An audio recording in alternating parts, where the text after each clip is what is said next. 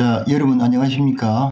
오늘은 고객분께서 이제 면밀하게 설계를 직접 내셔갖고 저한테 견적을 의뢰를 했는데, 이분은 그 에어컨에 대해서도 잘 알고 계시고, 그리고 또 건축적으로도 또 잘 알고 계셔요. 그래서, 굉장히 좀 저하고 이제 장시간 좀 이게 통화를 했었는데,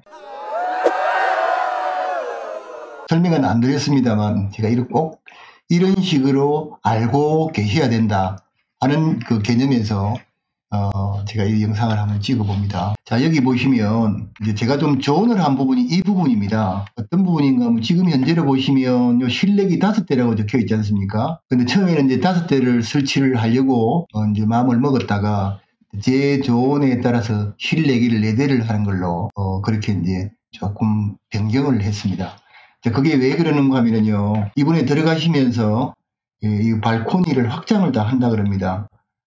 여기 이제 안방도 확장을 하고, 그 다음에 거실도 이제 확장을 하고, 그 다음에 또 작은 방도 이거를 확장을 할 것 같으네요. 그래서 처음에는 여기 에어컨을 하나, 조그마한 걸 하나 놓고, 그 다음에 주방 쪽에도 또 조그마한 걸 놓고 2대를 놓겠다고 했는데, 제가 그렇게 이제 권했죠.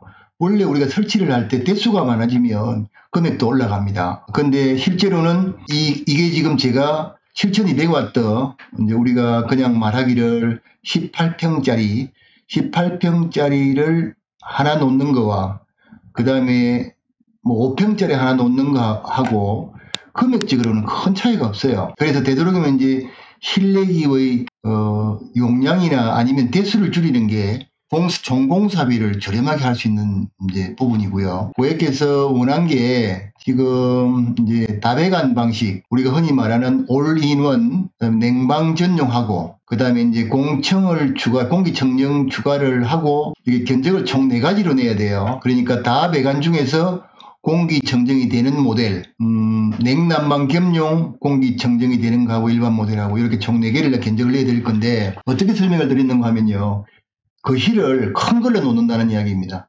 작은 거를 2개 이렇게 쪼개 놓는 게 아니고, 왜 그런가 하면 지금 도면상으로 보시면 지금 주방과 거실이 그냥 일자로 이렇게 터져 있는 상태 아니겠습니까? 그러면 사실상 우리가 여름 오후에 주방에서 뭐 음식을 만들 때 거실에는 켜지 않고 요 하나만 가지고 가능하냐? 그럼 불가능합니다. 제 경험상도 그렇고.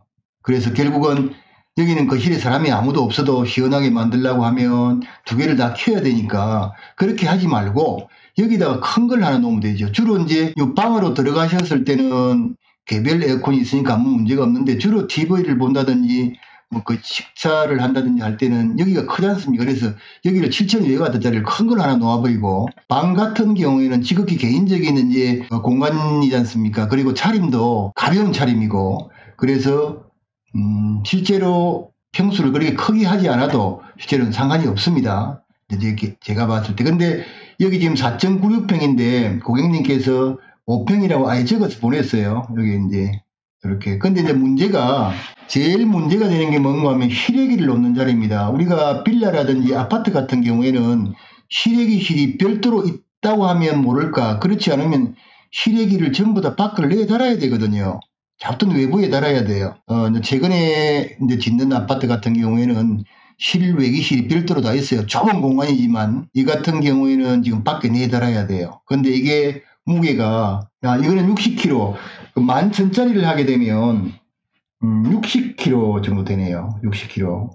그 다음에 이제 그 한 단계 위에는 84kg고, 지금 60kg짜리를 이제 달 건데, 지금 여기에 아시다시피 지난번에 제가 영상을 찍을 때도 이렇게 말씀을 드렸습니다만, 좀 오래된 아파트나 빌라 같은 경우에는 여기 그 발코니 앞에 이렇게 이제 그 에어컨을 내어 달 때 잘 한번 흔들어 보고 하셔야 돼요. 그리고 소음이나 이런 것도 제가 지난번에 이제 말씀을 드렸는데, 자, 위쪽에 보시면, 위에 보시면 이제 저 카드를 제가 드릴게요. 이게 이제 아파트에 제가 설계를 해서 직접 설치하면서 이게 영상을 찍은 게 있으니까 좀 보시면 도움이 되지 않을까 그렇게 생각이 듭니다. 그래서 이렇게 하면 이제 되고, 그 다음에 이제 여기 보시면 냉난방 겸용이지 않습니까? 왜 냉난방 겸용으로 또 한번 이 설계를 내려고 하는 거 하면, 이거 2층이라 그러는데요. 아마 앞 뒤쪽으로 이렇게 건물이 막혀서 햇빛이 그렇게 많이 들어오지 않는가 봐요. 근데 실제로는 이게 그 냉난방 겸용의 에어컨은 공기를 금방 데워주는 거 아닙니까? 그래서 실제로 우리가 보일러를 틀면 한참 보일러가 많이 가동이 돼야지만 열이 올라오는데, 이게 시스템 에어컨을 가지고 냉난방기로 사용을 하면 금방 조금만 틀어도 공기가 금방 데워져요. 일정 시간 정도 공기 좀 데우고 난 다음에 꺼버리고 이런 보일러를 약하게 좀 틀어놓으셔도 충분히 뭐 가능하고요. 그 다음에 이제 겨울에는 물론 이제 난방기를 많이 쓰지만 뭐 정기적으로 전기를 봤을 때는 크게 문제 없이 이제 돌아가니까, 아파트 같은 경우에는 주로 이제 아파트나 아니면 빌라 같은 경우에는 이렇게 냉난방기를 쓰는 댁들이 많지 않지 않습니까? 이것도 한번 생각해 볼 필요가 있습니다. 제가 적극적으로 뭐 추천하고 이러지는 않지만, 이것도 참 이 고객님께서 정확하게 인지를 하고 계세요.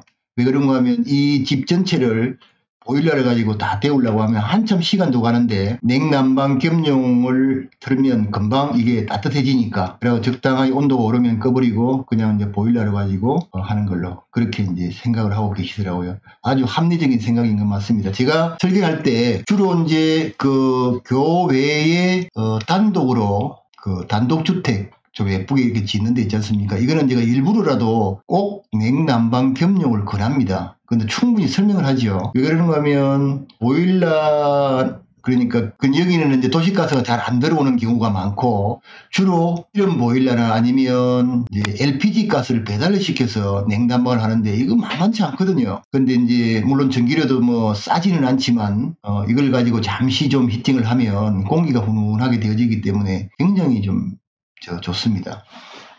그 다음에 이것도 예약도 가능하지 않습니까? 우리가 저도 뭐 이제 아파트 살면서 이런 게 좀 경험을 하는데, 뭐 따뜻하게 지내려 그러면 돈만 주면 되는데 우리가 뭐 그렇지 않지 않습니까? 뭐 가스도 좀 전략을 해야 되고 전기도 전략을 하는 입장에서 보면, 보일러를 요즘 시간으로 1시간 쉬고 1시간 돌아가고 뭐 2시간 쉬고 2시간 돌아가고 하게끔 이렇게 예약을 하지 않습니까? 그렇게 해가지고 하다가 보면 가뜩이나 좀 이렇게 좀 큰 데는, 그럴 때 이걸 예약을 해가지고 만약에 우리가 아침에 7시, 요즘 같으면 7시 일어나도 좀 깜깜해요. 7시에 만약에 기상을 한다 그러면 한 6시 정도에서 이걸 예약을 해가지고 돌리면 훈훈해지죠. 딱 나오자마자. 또 이런 또 어떤 생각도 해볼 수가 있다는 거죠. 우리가 이게 냉난방 공조에 관계된 부분에 대해서는. 그래서 오늘은 뭐 견적은 제가 정확하게 자세하게 제가 드리지는 않겠습니다. 이것도 저도 먹고 살아야 되는 업이기 때문에. 근데 이제 일산 쪽이니까 또 공청도 이렇게 말씀을 하시더라고요. 그래서 지금 이제 지난해에는 좀 그래도 공기질이 그나마 좋았는데, 일산 쪽에 제가 일을 좀 많이 하는데, 김포, 일산, 파주 이런 쪽으로 일을 좀 많이 하는데 공기질이 좀 좋지 않더라고요. 봄 되니까 미세먼지 날아와서 뿌옇더라고요. 그래서 공청을 좀 추가를 해서 그렇게 하면 어떨까, 이런 이제 생각을 좀 해봅니다. 아주 보시면 잘 이렇게 정확하게 써서 보내지 않습니까? 오리는 알고 계시고, 실내기를 이렇게 5대를 하고, 그 다음에 이제 5대 중에서도 단배관 하지 말고 다배관을 하고, 이제 냉방 전용하고 냉난방 겸용으로 하는데, 냉난방 겸용은 그러면 가능해요. 그리고 멀티보이 S 시리즈도 실내기는 이제 호환이 가능하니까 공청 넣고, 그 다음에 판넬도 유광이 있고 무광이 있어요. 그게 차이가 한 10,000원 정도 나요. 그런데 가정집 같은 경우에는 무광으로 하니까 좀 덜 예쁘더라고요. 그래서 돈 10,000원이 문제가 아니고 저는 유광으로 하고, 사무실 같은 경우에는 그게 바짝바짝하니까 좀, 그래서 저는 이제 무광으로 그렇게 합니다. 제가 따로 해가지고 견적을 4개를 이렇게 한번 내서 한번 이제 드리고, 견적을 내고 나서 한 번 더 통화를 해야 될 것 같아요. 이분이 직접, 그러니까 목공 이런 분들을 섭외를 해서 알고 계시는 분이 있대요. 직접 이제 다 걷어내고, 천정만 두고 다 걷어내고 다 다시 직접, 그러니까 직영이라 그러죠. 직영.